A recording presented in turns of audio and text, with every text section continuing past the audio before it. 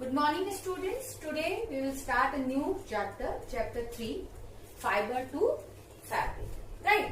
But इस chapter में आप थोड़ा सा इंट्रोडक्शन ही पढ़ेंगे, क्योंकि जैसा कि मैंने पहले भी आपको बताया था कि कुछ चैप्टर्स आपके कम हो चुके हैं. ठीक है, तो आपका सिलेबस कुछ कम कर दिया गया है. इस वजह से उसमें जो चैप्टर्स कम हुए हैं उन चैप्टर्स का सिर्फ इंट्रोडक्शन और उनमें से कोई एक एक्टिविटी ही हम लोग पढ़ेंगे.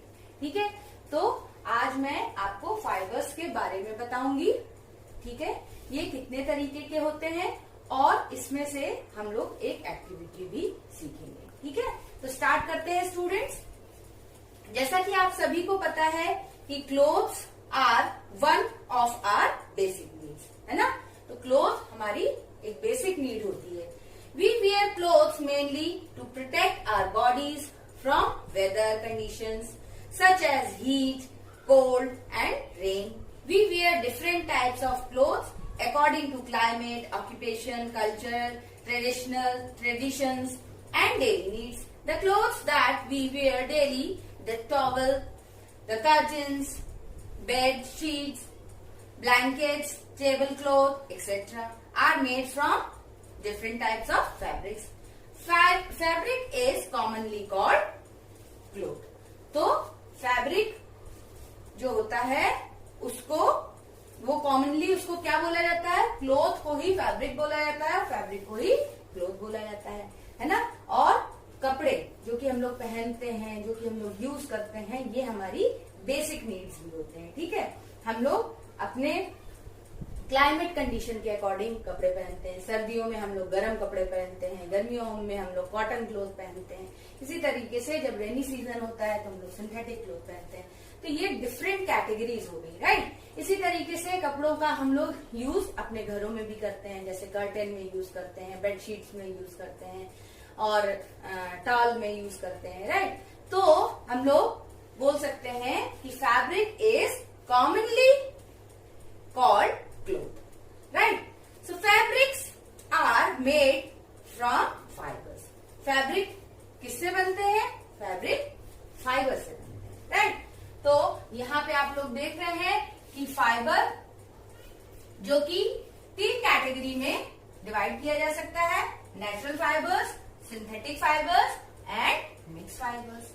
राइट, तो नेचुरल वर्ड जब जहां आ जाता है यानी कि वो हम लोग को नेचर से मिलता है. तो नेचुरल फाइबर को फिर 2 कैटेगरी में डिवाइड किया गया है: plant fibres and animal fibres. Plant fibre जैसे हमें कॉटन, जूट, ये हमको प्लांट फाइबर होते हैं और ये हमको इन प्लांट से मिलते हैं. राइट, इसी तरीके से वूल और सिल्क हमको एनिमल से मिलते हैं. वूल हमें शीप से मिलती है और भी बहुत से एनिमल होते हैं जिनकी फ्लीस से वूल बनती है और हम लोग उसको ठंड में यूज करते हैं. ठीक है, इसी तरीके से सिल्क वर्म से हम लोगों को सिल्क मिलता है. Right, now the second category is synthetic fibres. The fibres that are made by humans from different chemicals in the industries are called human made और सिंथेटिक फाइबर्स. राइट, तो ऐसे fibre जो कि ह्यूमन के द्वारा बनाए गए होते हैं, मैन मेड होते हैं, है ना. और ये किससे बनाए जाते हैं? डिफरेंट केमिकल से बनाए जाते हैं इंडस्ट्रीज में, और इनको ह्यूमन मेड या सिंथेटिक फाइबर्स कहते हैं. For example nylon, polyester. Right, now the last one is third one is mix fibres. The fibers made by blending natural fibers and with synthetic fibers to obtain superior and useful fibers are called mixed fibers. तो mixed fibers वो fibers होते हैं जिनको natural fibers और synthetic fibers के साथ blending करके उनको बनाया जाता है superior और useful fibers में. तो ऐसे fibers को क्या कहते हैं? mixed fiber बोलते हैं. For example terry silk, terry wool etcetera. Right, तो टेरिकॉट या टेरी सिल्क कैसे होते हैं? टेरी लीन प्लस कॉटन, तो टेरिकॉट हो गया. इसी तरीके से टेरी सिल्क यानी टेरी लीन और सिल्क, यानी कि टेरी सिल्क हो गया।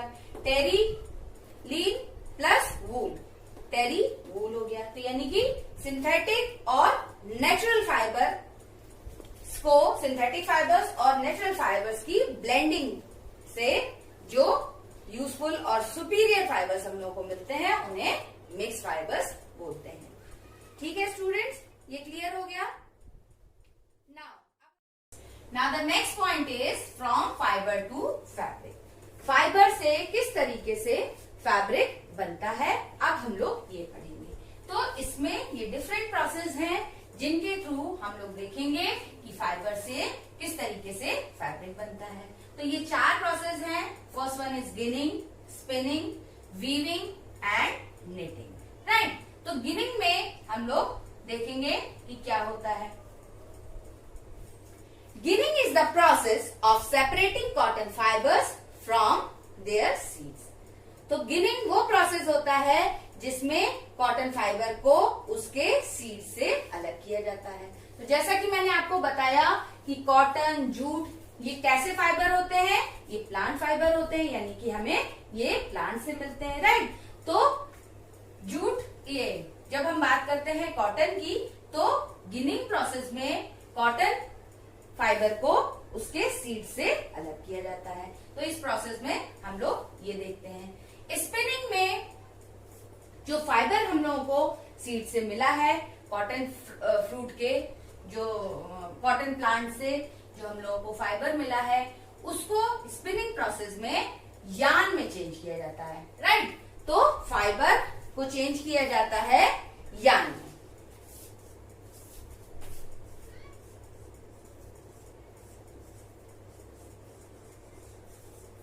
फाइबर को किसमें चेंज किया जाता है? यार्न में। It is the process of changing fibre into yarn. Now the third process is weaving. It is the process to convert yarn into cloth. इस प्रोसेस में यार्न को किसमें चेंज किया जाता है? क्लोथ में चेंज किया जाता है. Right. The process of arranging two sets of yarns together to make a fabric with the help of handloom or power handloom is called weaving. तो इस प्रोसेस में क्या होता है? 2 सेट होते हैं यार्न के, उनको एक साथ रख के और उनको क्या बनाया जाता है? उनकी हेल्प से फैब्रिक बनाया जाता है.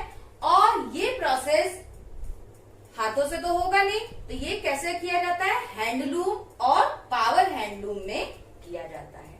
तो इस प्रोसेस को क्या बोलते हैं? वीविंग बोलते हैं. Right. Now the last one is knitting. In knitting, a single yarn is used to make a piece of fabric. अब इसमें क्या होता है? सिंगल यार्न को यूज किया जाता है और इससे फैब्रिक बनाया जाता है. ठीक है. तो स्टूडेंट्स ये देखिए एक्टिविटी 3 है, जिसमें कि ये क्लियरली दिखाया जा रहा है कि किस तरीके से ये कॉटन प्लांट से फिर गिनिंग का प्रोसेस हुआ, जिससे हमें कॉटन फाइबर मिला.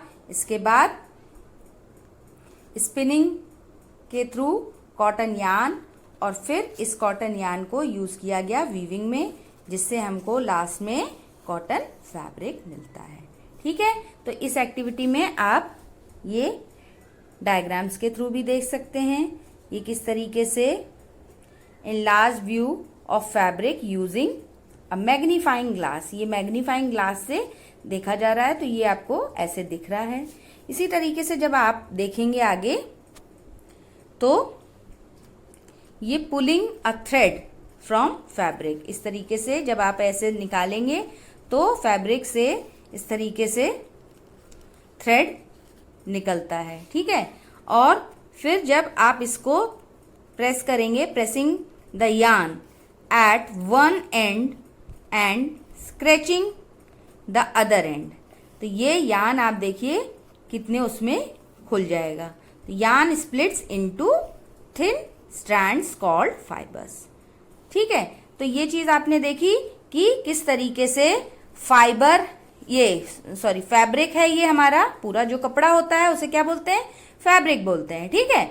और इन फैब्रिक से हम लोगों ने एक एक थ्रेड यानी कि ये यान निकाला, और ये यान को जब हमने थोड़ा सा ऐसे प्रेस किया और उसको स्क्रैच किया तो ये क्या हुआ, यान स्प्लिट हो गया स्ट्रैंड्स में, थिन स्ट्रैंड्स में, जिनको क्या बोलते हैं, फाइबर्स बोलते हैं।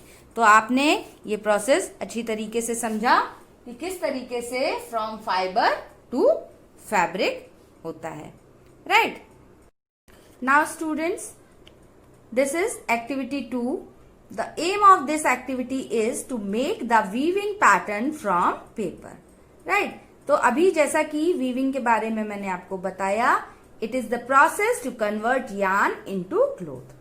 तो ये प्रोसेस होता है जिसमें यार्न को क्लोथ में कन्वर्ट किया जाता है, और ये किसकी हेल्प से होता है, विद द हेल्प ऑफ, ये आप देख रहे हैं diagram, with the help of handlooms और पावर लूम्स, ठीक है। तो इस तरीके से ये होता है, मशीन्स होती हैं जिनके थ्रू यार्न की हेल्प से क्या बनता है, क्लोथ बनता है, ठीक है, या हम बोल सकते हैं फैब्रिक बनता है, right.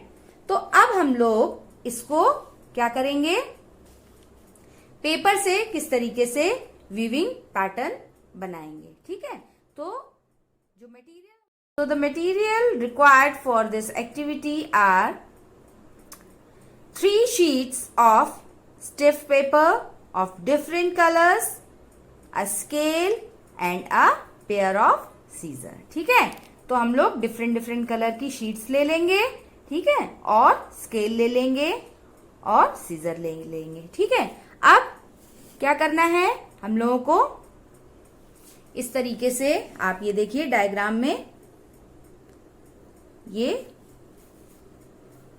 Cut square piece of 30 centimetres from each paper, take 1 square and fold it into half, draw a light pencil line across the end opposite to the fold about 1 inch from the edge. Make the series of cut